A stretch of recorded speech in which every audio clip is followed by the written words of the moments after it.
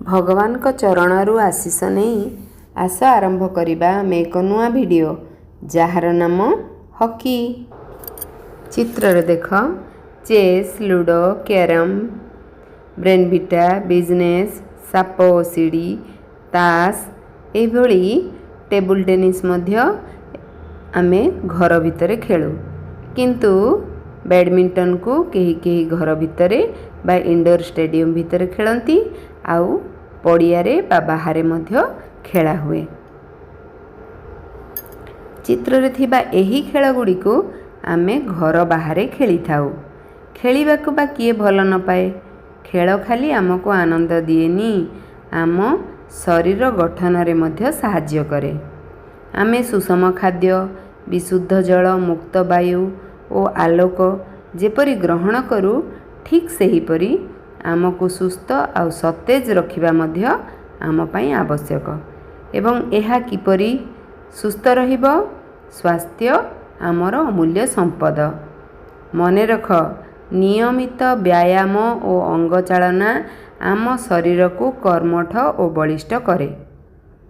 ଯେତେବେଳେ ଆମେ ଖେଳି ଖେଳି ଅତ୍ୟଧିକ ହାଲିଆ ହେବା ପର୍ଯ୍ୟନ୍ତ ଖେଳୁ, ତାହେଲେ ଆମ ଦେହରୁ ଝାଳ ବାହାରେ। ଆମେ ବ୍ୟାୟାମ କରିବା ସମୟରେ ମଧ୍ୟ ଘନ ଘନ ପ୍ରଶ୍ୱାସ ନେଉ ଏବଂ ଏହାଦ୍ୱାରା ଆମ ଶରୀର ଭିତରକୁ ପ୍ରଚୁର ଅମ୍ଳଜାନ ଯାଏ। ବ୍ୟାୟାମ କରିବା ଦ୍ୱାରା ଆମ ଶରୀରର ମାଂସପେଶୀ ଦୃଢ଼ ହୁଏ। କିନ୍ତୁ ଜାଣ କି ନା, ଯେଉଁମାନେ ପ୍ରତିଦିନ ଶାରୀରିକ ପରିଶ୍ରମ କରନ୍ତି ସେମାନଙ୍କୁ ବ୍ୟାୟାମ ଆବଶ୍ୟକ ହୁଏ ନାହିଁ। କିନ୍ତୁ ଯେଉଁମାନେ କେବଳ ମାନସିକ ପରିଶ୍ରମ କରନ୍ତି, ଅଫିସରେ କାମ କରନ୍ତି, କମ୍ପ୍ୟୁଟରରେ ବସି କାମ କରନ୍ତି, ସେମାନଙ୍କ ପାଇଁ ବ୍ୟାୟାମ ଏକାନ୍ତ ପ୍ରୟୋଜନ। ଫୁଟବଲ ଖେଳ ପରି ହକିରେ ମଧ୍ୟ ଦୁଇ ଦଳ ଖେଳାଳି ଥାନ୍ତି।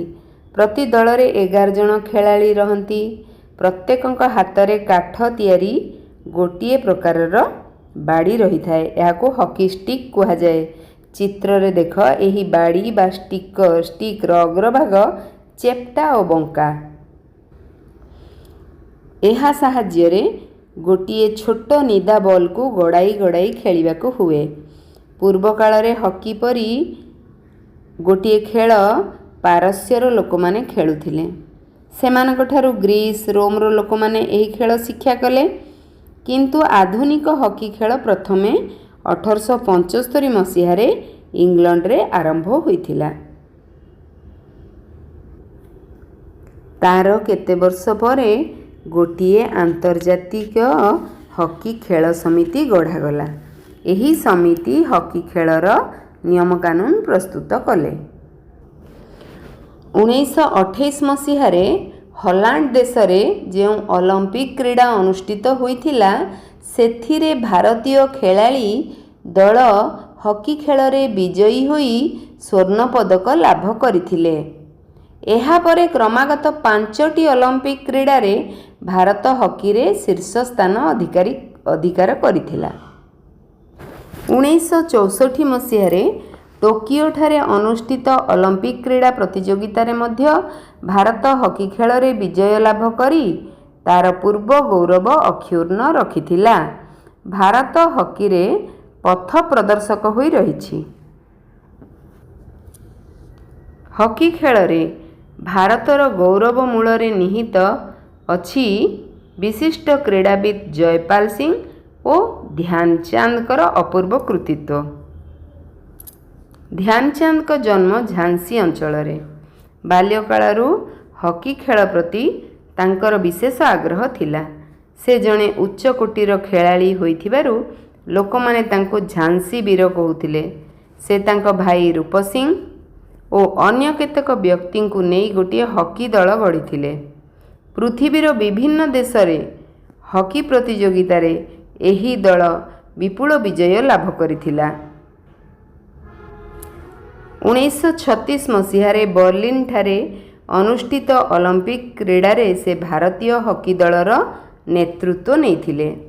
ସେଠାରେ ସେ ଯେଉଁ ଚମକପ୍ରଦ ଖେଳ ଖେଳିଥିଲେ, ତାହା ଦେଖି ଦର୍ଶକବୃନ୍ଦ ତାଙ୍କୁ ଏକ ସ୍ୱରରେ ହକି ଖେଳର ଯାଦୁକର ବୋଲି ଆଖ୍ୟା ଦେଇଥିଲେ।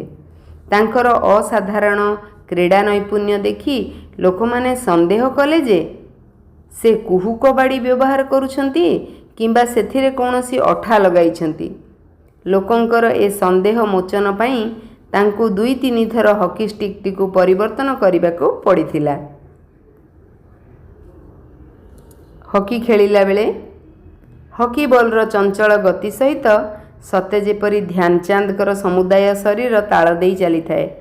ହକି ତାଙ୍କ ପକ୍ଷରେ କେବଳ ଗୋଟିଏ ଖେଳ କହିଲେ ଠିକ୍ ହେବ ନାହିଁ, ଏହା ତାଙ୍କ ଜୀବନର ଏକମାତ୍ର ଆମୋଦ ଥିଲା। ଧ୍ୟାନଚାନ୍ଦଙ୍କ ଖେଳ ଦେଖି ଦର୍ଶକମାନେ ବିସ୍ମିତ ହୋଇଯାନ୍ତି। ସତ ମୁଖରେ ତାଙ୍କ ପ୍ରଶଂସା ଖେଳିଯାଏ। ସେ ଏଡ଼େ ପ୍ରସିଦ୍ଧି ଅର୍ଜନ କରିଥିଲେ ମଧ୍ୟ ତାଙ୍କ ମନରେ ତିଳେ ହେଲେ ଗର୍ବ ନଥିଲା। ଯିଏ ତାଙ୍କ ସଂସ୍ପର୍ଶରେ ଆସୁଥିଲେ ସେ ତାଙ୍କ ସରଳ ଓ ନିରାଡ଼ମ୍ବର ସ୍ୱଭାବରେ ମୁଗ୍ଧ ହେଉଥିଲେ। କହିବାକୁ ଗଲେ ଧ୍ୟାନଚାନ୍ଦ ହିଁ ଆମ କ୍ରୀଡ଼ା ଜଗତର ଏକ ଅମଳିନ ପ୍ରତିଭା। ତାଙ୍କର ଆଦର୍ଶ ଭାରତୀୟ ଖେଳାଳିମାନଙ୍କୁ ଅନୁପ୍ରାଣିତ କରିଛି। ତାଙ୍କର ସଂଗଠନ ଓ ଉଦ୍ୟମ ଫଳରେ ହକି ଭାରତର ମୁଖ୍ୟ ଖେଳରେ ପରିଣତ ହୋଇଛି। ପୃଥିବୀରେ ଆହୁରି କେତୋଟି ଦେଶ ଏହି ଖେଳ ପ୍ରତି ଆକୃଷ୍ଟ ହୋଇ ଏଥିରେ ପାରଙ୍ଗମ ହୋଇଗଲେଣି।